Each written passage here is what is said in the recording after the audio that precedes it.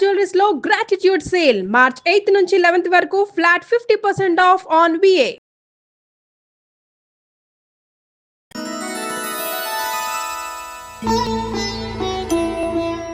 నమస్తే సుమన్ టీవీ ప్రేక్షకులందరికీ ఉగాది పండుగ శుభాకాంక్షలు. నేను మీ కీర్తి. ఉగాది అనగానే అందరం మనం వెయిట్ చేసేది ఉగాది పంచాంగ శ్రవణం కోసం. మరి పంచాంగ శ్రవణం ద్వాదశ రాశుల వారికి ఎలా ఉండబోతోంది, ఎంతవరకు బాగుంటుంది, ఎంతవరకు బాగుండట్లేదు, మనం ఎలాంటి రెమెడీస్ పాటిస్తే ఈ సంవత్సరం మనకి మరింతగా కలిసి వచ్చే అవకాశం ఉంటుందో తెలియజేయడానికి ప్రముఖ ఆస్ట్రాలజర్ బ్రహ్మశ్రీ నానాజీ పట్నాయక్ గారు ఉన్నారు. నమస్తే గురుగారు. శ్రీమాత్రే నమః. గురుగారు, క్రోధినామ సంవత్సరం వెళ్ళిపోయి శ్రీ విశ్వవసునామ సంవత్సరంలోకి ఎంటర్ అయిపోయాం. తెలుగువారి సంవత్సరాది ఉగాదికి వచ్చేసాం. మరి పోయిన సంవత్సరం మనం మిస్ అయ్యింది, ఈ సంవత్సరంలో భర్తీ చేసుకునే అవకాశం ఏమైనా ఉందా? మరి ఈ సంవత్సరం విశ్వవసు అనగానే కొంచెం మంచి వైబ్రేషన్స్ అయితే ఇస్తుంది గురుగారు. క్రోధి అనగానే అది కొంచెం ఏంటోలాగా అనిపిస్తుంది. సో ఎలాంటి వైబ్రేషన్స్తో ఈ సంవత్సరాన్ని మనం మొదలు పెడుతున్నామంటారు? క్రోధినామ సంవత్సరానికి రవి ఏమన్నా కుజుడు అధిపతి అయ్యాడమ్మా. క్రోధం అంటే గొడవలు, కోపాలు, ఇవన్నీ క్రోధం తెచ్చుకోవడం అంటాడు. క్రోధం నీకు పనికిరాదు అంటూ ఉంటాం. దానికి తోడు కుజుడు కనెక్ట్ అయ్యేసరికి అక్కడ అన్ని కోపాలు, గొడవలు. మీరు చూడండి, యూట్యూబ్ తీస్తే సంవత్సరం అంతా ఎవరెవరితోనో ఘర్షణ, గొడవలు. ఒక్క రోజు గ్యాప్ వచ్చిందంటే ఇంకో రోజు ఏదో ఒక ఘర్షణ చూస్తూ ఉన్నాం మనం. కాబట్టి విశ్వవసునామ సంవత్సరంలో అన్ని గొడవలు అయితే ఉండవు. Point number 1. మరి ఈ షష్టగ్రహ కూటమితో వస్తుంది కదా విశ్వవసునామ సంవత్సరము. మరి దీనికి ఏమిటి అంటే, షష్టగ్రహ కూటమి వల్ల పెద్ద పెద్ద రోగాలు, కరోనాలు లాంటివి వస్తున్నాయని అందరూ అంటున్నారు, కానీ అట్లాంటిది ఏమీ రాదు. జల ప్రళయాలకు కొంచెం ఛాన్స్ ఉంది, ఎందుకంటే జలరాశులు అధికంగా ఉన్నాయి కదా. అంటే ఏంటంటే ఇప్పుడు ఇంత ఎండాకాలంలో కూడా సడన్గా వర్షం పడడం. కొంచెం బుధుడు నీచబడి ఉన్నాడు కాబట్టి, ఈ విశ్వవసునామ సంవత్సరంతో బుధుడు నీచంలో ఉన్నాడు కాబట్టి కొంచెం ఏంటి, షేర్ మార్కెట్లో ఫ్లక్చువేషన్స్ రావడం, కొంచెం బార్డర్స్ దగ్గర ఈ కుజుడు కూడా నీచంలో ఉన్నందుకు కొంచెం బార్డర్స్ దగ్గర ఈ మిలిటరీ, ఈ సైనికులు కొంచెం ఇబ్బందికరమైన, సెక్యూరిటీ సంబంధించిన వాళ్ళకి కొంత ఇబ్బందికరమైన వాతావరణం. అయితే విశ్వవసున సంవత్సరానికి రవి అధిపతి కాబట్టి గవర్నమెంట్లో కొన్ని మార్పులు, కొన్ని పదవులు, గవర్నమెంట్ జాబ్స్ చేసే వాళ్ళలో కొన్ని మార్పులు, కొంచెం ఈ శని రాహువులు మీనరాశిలో కలుస్తున్నందుకు కొంచెం అంటే ఆధ్యాత్మికంగా కొన్ని తారాస్థాయిలో కొంతమంది ఉంటారు, పీఠాధిపతులు, వాళ్ళకు కొంత ఇబ్బంది ఇస్తుందమ్మా ఇది. అది కొంచెం చూసుకోవాలి. ఎందుకంటే శని రాహులు మీన రాశిలో కలవడం అనేది మామూలు విషయం కాదు. అది రెండు గురు రాశులని అది క్యాప్చర్ చేస్తుంది. కొన్ని అయితే అసలు ఇంత అంటే కొన్ని దేశాలు ఆర్థిక మాన్యంలో పడ్డం, కానీ అయ్యో మరి ఇంత కమర్షియల్గా ఆలోచిస్తున్నాయా దేశాలు అనేటువంటిది మాత్రం మనం నివ్వరపోయేలాంటివి కొన్ని వింటాం మనం. ఎందుకంటే బుధుడు నీచ కదా, అందుకని. కాకపోతే క్రోధినామ సంవత్సరంలో వచ్చిన ఘర్షణలు ఈ సంవత్సరం రావు. ఎందుకంటే కుజుడు కాదు, రవి. రవి అంటే ఏంటి, కొన్ని స్ట్రిక్ట్గా కొన్ని రూల్స్ పాటించడం కానీ ఇట్లాంటివన్నీ ఉంటాయి. కాబట్టి ఆ రవి మీద కేతు వస్తున్నాడు కాబట్టి ఈ విశ్వవసునామ సంవత్సరం ప్రారంభమైన సంవత్సరంన్నర లోపల ఒక పెద్ద స్థాయిలో ఉండేటువంటి గవర్నమెంట్ ఎంప్లాయీస్ కావచ్చు, రాజకీయ నాయకులు కావచ్చు, వాళ్ళ మార్పు జరుగుతుంది. ఇది సో చేంజెస్ని యాక్సెప్ట్ చేయడానికి రెడీగా ఉండాలి. సీఎంలు కావచ్చు, పిఎంలు కావచ్చు, ఎవరైనా మార్పు. ఇంకొకటి కూడా ఏంటంటే భూతత్వ రాశుల్లో కేతు ఉన్నాడమ్మా ఇంతకాలం. ఈ భూతత్వ రాశిలో కేతు ఎప్పుడైతే జరిగాడో భూమికి సంబంధించిన వాటిల్లో కొంత రేట్లు ఆగిపోయినవి, కొంత మూమెంట్ కదులుతుంది. సో రియల్ ఎస్టేట్ పరంగా కూడా బాగానే ఉండబోతుంది జూన్ నుంచి.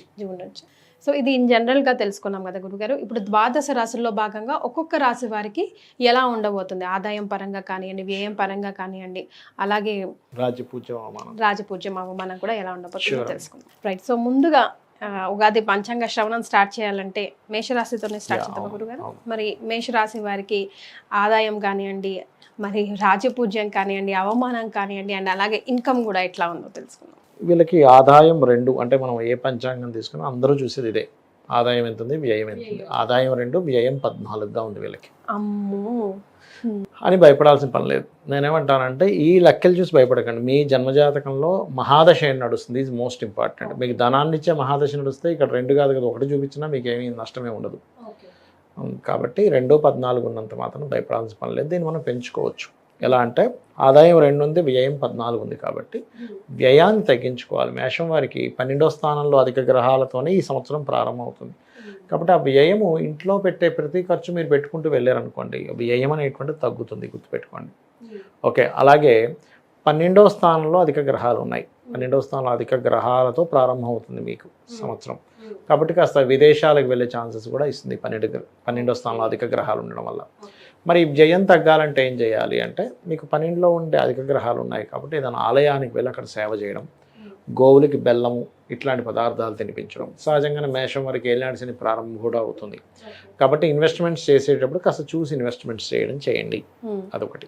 ఫారెన్కి వెళ్ళే అవకాశం ఉంది అని అంటే దానికి అర్థం ఖర్చు కూడా ఉన్నట్టే కదా గురుగారు. దాన్ని ఆ రకంగా కూడా చూసుకోవచ్చా? ఎప్పుడు నెగిటివ్ సెన్స్ లోనే అమ్మో అనుకోకుండా. అవునమ్మా, ఫారెన్కి వెళ్ళే ఛాన్సెస్ ఉంటాయి. కాస్త ఇన్వెస్ట్మెంట్స్ ఎక్కువ చేస్తారు, చూసి ఇన్వెస్ట్మెంట్స్ చేయాలి. అదొకటి. ఇక మీకు ఆదాయం పెరగాలి అంటే ఎప్పుడైనా సరే 2వ అధిపతి వీళ్ళకి శుక్రుడు అవుతాడు. శుక్రగ్రహం దగ్గర దీపారాధన చేయడము, లలితా సహస్రనామాల్లో ఓం సంపత్కరీ సమారూఢ సింధుర వ్రజ సేవితాయ నమః అనే మంత్రం చేసుకోవడం మంచిది.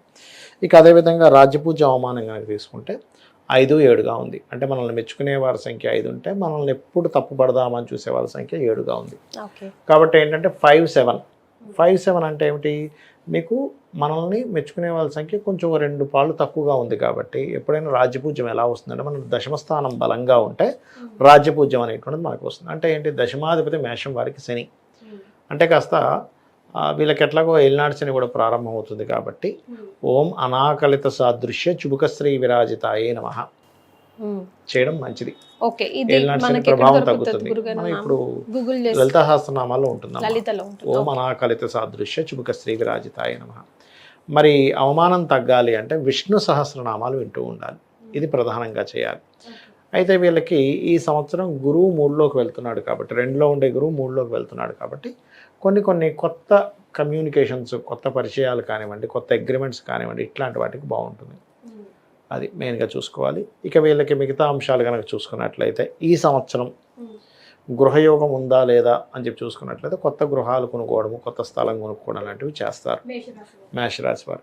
కాకపోతే 6వ నెల వరకు, 6వ నెల ఎండింగ్ వరకు అప్పులు విషయంలో కొంత జాగ్రత్తగా ఉండండి. ఇవ్వడం తీసుకోవడం 2 కూడా.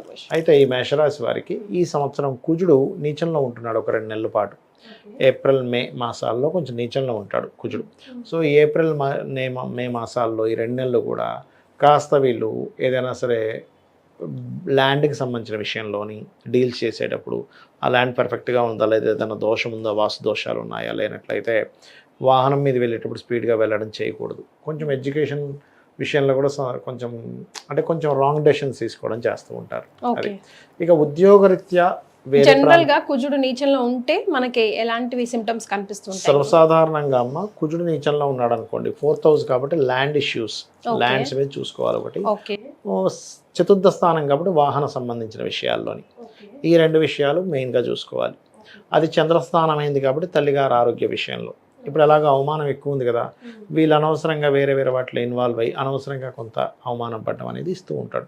అదే కుజుడికి గనక జపం చేసుకోవడము, కుజగ్రహానికి సంబంధించిన కందులు దానంగా ఇవ్వడము, ఎరుపు రంగు వస్త్రం దానంగా ఇవ్వడం కనుక చేసినట్లయితే ఖచ్చితంగా బాగుంటుంది. అయితే వీళ్ళకి అష్టమాధిపతి అంటే లగ్న అష్టమాధిపతి కొంచెం కుజుడు నీచంలో ఉన్నందుకు వివాహ సంబంధించిన విషయంలో డెసిషన్స్ తీసుకునేటప్పుడు ఫస్ట్ 2 months కొంచెం జాగ్రత్తగా ఉండాలమ్మా. ఎందుకంటే ఈ 4వ స్థానంలో ఉండే కుజుడు 7వ స్థానాన్ని చూస్తున్నాడు. అదొకటి. వీళ్ళు నిత్యము చేయవలసిన దేవతారాధన. జూన్ న్యాచురల్గా వీళ్ళు ఎప్పుడూ చేయవలసిన సూర్య నమస్కారాలు, కానీ జూన్ తర్వాత రెగ్యులర్గా గణపతి ఆరాధన చేయాలి. ఈ సంతానం కోసం ఏదైనా నిర్ణయాలు తీసుకునే విషయాల్లో జూన్ లోపలే తీసుకోవడం మంచిది.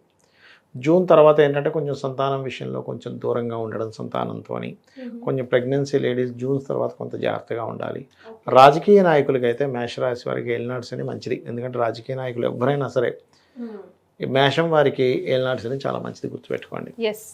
ముఖ్యంగా రాజకీయాల్లో ఉన్న వాళ్ళకి అని అంటారు. ఎందుకంటే మన సీనియర్ ఎన్టీఆర్ కూడా అప్పుడే చెప్పాను ఆల్రెడీ, మీరు ఎప్పుడు చెప్తూ ఉంటారు. Right. So general precautions, general remedies వీళ్ళకి ఇంకొకసారి లాస్ట్లో ఒకసారి గుర్తు చేద్దామా గురుగారు? జనరల్ అంటే ఏం లేదమ్మా. ఫస్ట్ ఆఫ్ ఆల్ ఏంటంటే వీళ్ళు ఎక్కువ సూర్య నమస్కారాలు, గణపతి ఆరాధన, మెయిన్గా ఏలినాటి శని నడుస్తుంది కాబట్టి ఓం అనాకలిత సాదృశ్య చుబుక శ్రీ విరాజితాయ నమః అనే మంత్రం చేసుకుంటే సరిపోతుంది. సో విన్నారు కదా మేషరాశి వారు. ఈ ఉగాది నుంచి గురుగారు చెప్పిన రెమెడీస్ ఒకవేళ ఫాలో అవుతూ చేసుకుంటే కనుక కొంచెం అటు ఇటుగా ఉన్నా కూడా గాడిలో పడే అవకాశం ఉంటుంది. చాలా సంతోషం గురుగారు. శ్రీమాత్రే నమః. శ్రీమాత్రే నమః.